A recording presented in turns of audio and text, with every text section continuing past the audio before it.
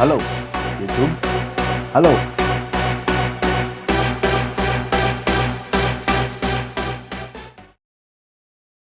Halo, assalamualaikum warahmatullahi taala wabarakatuh. Balik lagi bersama gua tentunya di channel Anas Supriyata. Dan apa kabar semua sahabat YouTube dimanapun kalian berada.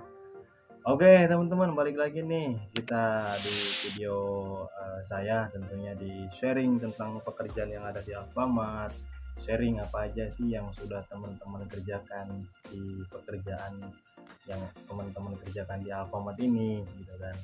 Oke teman-teman, kita beberapa hari ini nggak bikin video ya untuk masalah tentang yang namanya seputar pekerjaan yang ada di Alfamart. Mohon maaf nih semuanya teman-teman, karena posisi saya juga lagi sibuk, terus kerjaan juga lagi banyak, sehingga memang saya belum sempat bikin video, saya belum sempat bikin pembahasan lagi, gambaran lagi buat teman-teman nih, khususnya yang mau kerja di Alfamart seperti itu.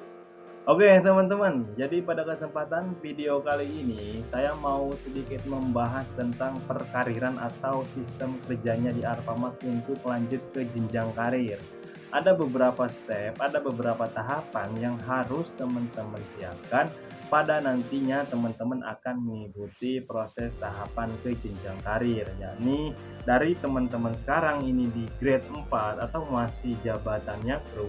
Nanti teman-teman akan lanjut ke tahap proses selanjutnya, yakni di tahapan pejabat toko atau jabatannya teman-teman ke pejabat toko. Nah, syaratnya apa Bang ketika memang mau menjadi seorang pejabat toko? Nah, salah satu syarat untuk kita bisa lanjut ke tahap proses naiknya jabatan kita di toko Alfamart, yakni pertama teman-teman harus kerja minimal 1 tahun di toko Alfamart atau di perusahaan Alfamart. Kenapa saya bilang 1 tahun? Disinilah perusahaan ingin melihat sistem kerjanya teman-teman. Pada saat teman-teman mulainya masuk di toko Alfamart, pada saat teman-teman masuk ke Alfamart, itu sudah jadi bahan penilaian oleh perusahaan kepada kalian yang sudah bekerja di perusahaan PT Sumber Alvaria Trijaya Tbk. Nah, ada beberapa step yang atau ada beberapa tahapan yang harus teman-teman ketahui sebelum teman-teman mengikuti yang namanya update grade, yakni ke grade 5, atau juga bisa sebelum teman-teman upgrade ke grade 5. Biasanya teman-teman ini baru masuk di toko Alfamart itu sudah mempunyai grade, yakni grade 3 dulu. Nah, setelah teman-teman kerja minimal 6 bulan, itu teman-teman akan mengikuti yang namanya proses training, yakni training evaluasi intermediate. Kenapa Bang harus di training lagi? Inilah nantinya teman-teman semakin kalian lama, semakin kalian betah kerja di Alfamart, jenjang karir kalian akan mengikuti. Jadi kenapa saya bilang teman-teman harus bertahan? Kenapa saya bilang teman-teman harus betah? Karena kerja di Alfamart ini menurut saya proses jenjang karirnya itu cepat teman-teman. Seperti saya ini, saya cuman kerja di Alfamart 1 tahun, di bulan ke-6 itu saya sudah mengikuti yang namanya tes intermediate atau pengawasan kita pada saat kita sudah bekerja, pada saat kita sudah mengikuti proses sistem kerjanya di Alfamart. Seberapa tahu sih teman-teman tentang pendisplayan barang, seberapa tahu sih teman-teman caranya mendisplay barang bagaimana, melayani konsumen itu bagaimana, terus menawarkan produk-produk promo itu bagaimana. Itu sudah jadi nantinya akan jadi proses tahapan teman-teman akan lanjut ke tahap naiknya jabatan nanti teman-teman. Nah, yang pertama teman-teman harus tahu apa yang namanya STD. Mungkin teman-teman pahamlah apa sih STD. Ini adalah sales transaksi day. Nah, terjadinya sales di toko karena adanya penjualan. Bagaimana caranya kita menjual? Berarti kita ada penawaran. Disinilah terjadi yang namanya STD. Kenapa Bang kok STD ini bisa terjadi? Karena kalian yang kerja di Alfamart saat ini, kalian menawarkan barang, kalian melayani konsumen, terjadilah STD dan terjadilah sales transaksi day. Di mana sales ini terjadi karena ada transaksi di toko kalian. Nah, makanya teman-teman push yang namanya penawaran PSM, penawaran PWP, itu salah satu menambah sales transaksi day itu di toko kalian. Kalau misalkan kalian tercapai sales, di PSM ini salah satunya kalian bisa mendapatkan insentif, yaitu sebesar 100.000. Nah, insentif ini akan diberikan oleh perusahaan buat karyawan yang bisa mencapai target, yakni mencapai target di penjualan PSM. Seperti itu teman-teman ya. Nah, syarat naik jabatan pun itu teman-teman harus sudah pernah menang minimal itu 4 kali PSM dalam 1 tahun ini. Atau dalam sistemnya kontrak teman-teman ini, 1 tahun ini teman-teman sudah harus punya persiapan, yakni mendapatkan 4 kali yang namanya PSM. Itu yang harus teman-teman pikirkan saat ini. Nah, selain daripada teman-teman akan diajarkan dari mulai STD tadi saya bilang, teman-teman juga akan diajarkan apa sih yang namanya SPD. SPD di sini teman-teman sudah tahu arti dari SPD di sini adalah sales per day.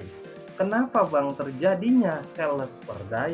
Karena teman-teman tadi saya bilang di pertama STD, sales transaksi day.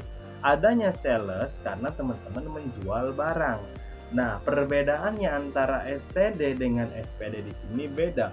Kalau STD di sini menghitung jumlah struk teman-teman.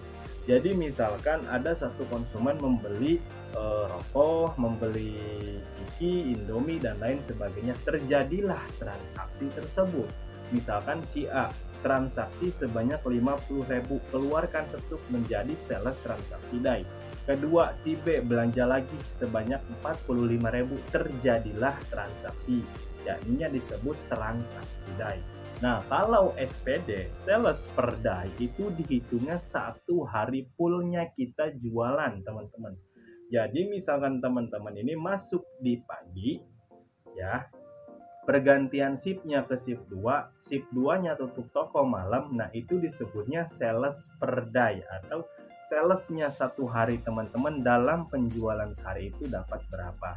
Nah itu salah satu teman-teman harus paham yang namanya STD, yang namanya SPD. Ada juga di tahap akhir yakni namanya APC.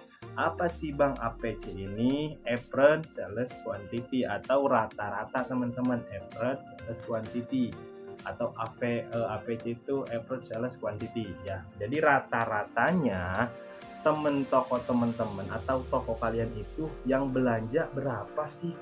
Misalkan kan ada nih, kalau kalian sudah paham di daily perform itu kan ada nih namanya SPD, STD, APC dan GM. GM ini gross margin. Nah itu teman-teman juga akan diajarkan nanti untuk masalah STD, SPD, APC dan gross margin. Balik lagi ke APC tadi. Nah APC di sini ini rata-ratanya orang belanja di toko kalian itu berapa? Gitu kan. Misalkan SPD-nya 1 hari itu 8 juta, 8.530 sekian. Itu SPD-nya teman-teman dalam penjualan 1 hari. Nah, STD-nya berapa? Misalkan 181. Tinggal dibagi SPD dibagi STD, terjadilah nanti APC. Jadi SPD kita ini 8.350 sekian dibagi STD yang tadi saya bilang sales transaksi day. Ketemulah nanti APC-nya rata-rata. Itu yang harus teman-teman ketahui. Yang kedua, tidak boleh menikah dulu teman-teman. Ini yang saya katakan, banyak sekali yang bertanya kepada saya, Bang, boleh nggak menikah kerja di Alfa? Boleh, tidak ada larangan sebetulnya untuk menikah di Alfa. Tapi ini yang saya takutkan bisa menghambat proses jenjang karirnya kalian nanti. Karena apa? Alfa sudah menentukan kalian ini tidak boleh menikah terlebih dahulu minimal 1 tahun. Jadi agar kalian fokus dalam bekerja, agar kalian fokus dulu nih mau ngambil apa nih di Alfa gitu. Jadi makanya saya bilang janganlah kalian terburu-buru atau terburu-buru untuk menikah. Nanti ada saatnya setelah kalian sudah naik jabatan, misalkan seperti kayak saya Acos, bisa menikah udah gitu dapat cuti kalau untuk perempuan 3 bulan digaji tanpa ada MBH, dapat uang, nggak kerja gitu kan. Itu untuk perempuan ya. Usahakan kalian itu naik dulu di jabatan Acos, baru kalian menikah. Setelah kalian menikah misalkan hamil punya anak, kalian udah ada jenjang cuti ya, ini cuti lahiran buat khusus perempuan. Nah kalau untuk khusus cowok itu cuti buat nikah aja, misalkan seminggu ada, ditambah lagi nanti kalian cuti tahunan kalian pakai aja buat di acara nikah, itu nggak jadi masalah. Itu yang kedua ya teman-teman yang harus kalian perhatikan, jangan dulu menikah sebelum kalian menjadi karyawan tetap. Nah, unsur yang ketiga, untuk proses jabatan nanti itu kalian akan dilihat skill dan kemampuan. Skill dan kemampuan kalian ini adalah jadi bahan pertimbangan untuk di update grade keempat, update grade kelima. Karena di Alpha ini sangatlah penting teman-teman, skill dan kemampuan sama attitude-nya kalian. Skill udah punya, kemampuan udah punya, attitude-nya udah punya. Jangan kalian misalkan nih skill yang kalian kuasai ini tidak dikeluarkan pada saat kalian training, itu salah. Usahakan mau salah mau benar keluarkan aja. Skillnya kalian ini bisa dilihat oleh training nantinya training itu bisa melihat, wah ini orang berarti serius nih, oh berarti layak untuk naik di jabatan selanjutnya. Jadi teman-teman jangan malu, jangan takut, skill kalian keluarkan, proses penghitungan cepatnya kalian keluarkan. Kalian skillnya di penawaran, misalkan penawaran PSM Pak, saya udah 1 tahun kerja di Alfamart nih, udah 5 kali dapat PSM Pak, mantap. Diteslah kalian dari penawaran, bagaimana sih caranya menawarkan satu aja produk yang kalian kuasai. Kayak gitu teman-teman, jangan dulu menikah lah saya bilang. Karena apa, proses jenjang karir di Alfa itu berbeda dengan jenjang karir yang lainnya. Belum tentu 1 tahun kalian sudah bisa update, belum tentu kalian 1 tahun kerja sudah bisa jadi Acos, belum tentu. Cuman hanya di Alpha yang saya katakan itu jenjang karirnya yang sangat luar biasa menurut saya ya, terutama yang mungkin nggak tahu untuk perusahaan lain. Karena saya paling lama kerja di Alpha, yang kemarin paling 2 bulan 4 bulan, karena mungkin belum ditemukan rezekinya gitu teman-teman.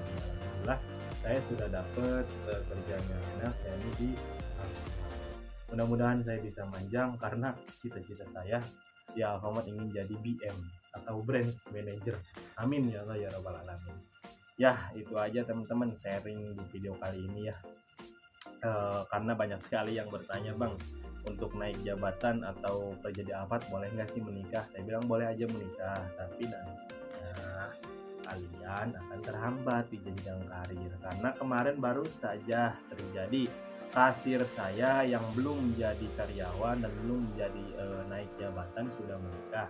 Kerja ya kerja, cuman pas dia langsung menikah sekitaran 2 bulan udah hamil. Nah terus proses lahirannya pun tidak ada cuti karena belum disahkan menjadi karyawan dan belum ada hak untuk cuti lahiran. Karena untuk cuti lahiran untuk perempuan di sini itu minimal sudah menjadi karyawan dan sudah punya yang namanya jabatan tetap. Seperti itu teman-teman ya. Oke teman-teman, di next video selanjutnya nanti kita ketemu lagi di sharing selanjutnya. Sampai ketemu di next video selanjutnya. Saya Nanang undur diri. Wabillahi taufiq wal hidayah. Wassalamualaikum warahmatullahi wabarakatuh. Terima kasih. Jangan lupa subscribe.